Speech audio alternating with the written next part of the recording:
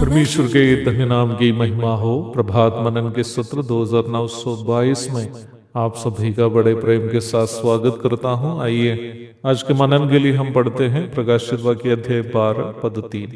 एक और चिन्ह स्वर्ग में दिखाई दिया और देखो एक बड़ा लाल अजगर था जिसके 7 सिर और 10 सींग थे और उसके सिरों पर 7 राज मुकुट थे। पढ़ी गई पद में हम पुनः एक चिन्ह देख रहे हैं। यह भी चिन्ह स्वर्ग में दिखाई दे रहा है। चिन्ह था एक बड़ा लाल अजगर जिसके 7 सिर और 10 सींग थे। वचन में सूचित किए गए चिन्ह का पवित्र शास्त्रीय अर्थ मैंने पूर्व के मनन में आपको समझाया था। भविष्य में पूरी होने की कोई घटना का तात्कालीन संकेत को चिन्ह कहते हैं। प्रेरित यूहन्ना पत्मोस के टापू में रहकर भविष्य में होने वाली घटनाओं को जो प्रभु ने उन्हें दिखाया था देख रहा है। जैसे सूर्य ओढ़े हुए स्त्री इस्राएल राष्ट्र का संकेत और स्त्री से जन्म लेने वाला बच्चा यीशु मसीह को सूचित करते हैं, वैसे ही बड़ा लाल अजगर भी किसी अन्य चीज का संकेत है। वो कौन हो सकता है? अजगर अथवा सांप शैतान को सूचित करता है। बाइबल में शैतान का सबसे पहला परिचय ही सांप के रूप में है। हवा को अथवा स्त्री को बहकाने के लिए शैतान सर्प के अंदर समाये हुए आया था, अथवा अपना षड्यंत्र का लागूकरण के लिए शैतान ने सर्प के शरीर का उपयोग किया था। उत्पत्ति अध्याय 3 पद 1 से 4 तक। अध्याय 12 की 9 में ये बात स्पष्ट किया है कि यहाँ सूचित किया गया बड़ा लाल अजगर शैतान को ही सूचित करता है। जहाँ हम इस प्रकार पढ़ते हैं, तब वो बड़ा अजगर अर्थात वही पुराना सांप जो इबलीस और शैतान कहलाता है और सारे संसार का भरमाने वाला पृथ्वी पर गिरा दिया गया।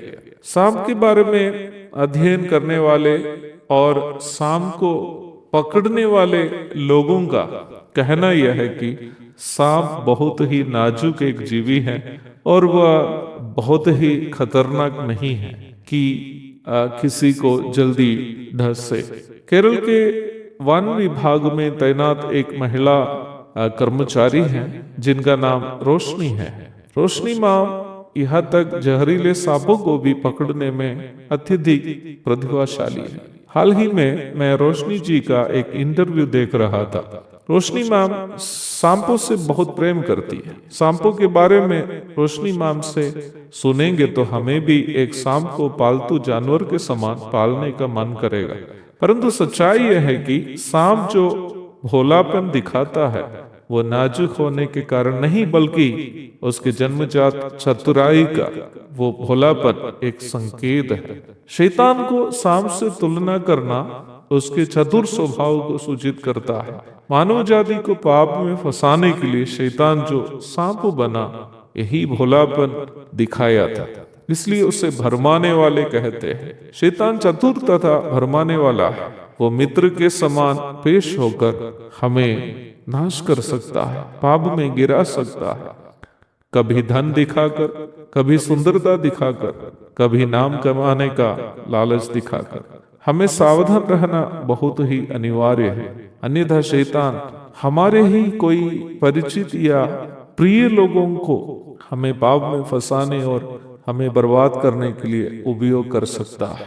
प्रारंभ में पढ़ी गई पद में महाक्लेश काल में शैतान का एक भयानक रूप को हम देखने जा रहे हैं। प्रभु की इच्छा हुई अध्ययन जारी रहेगा।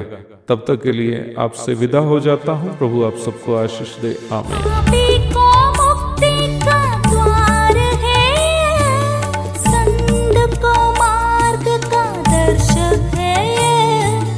विश्वास उसके लिए अनंत जीवन का साधन है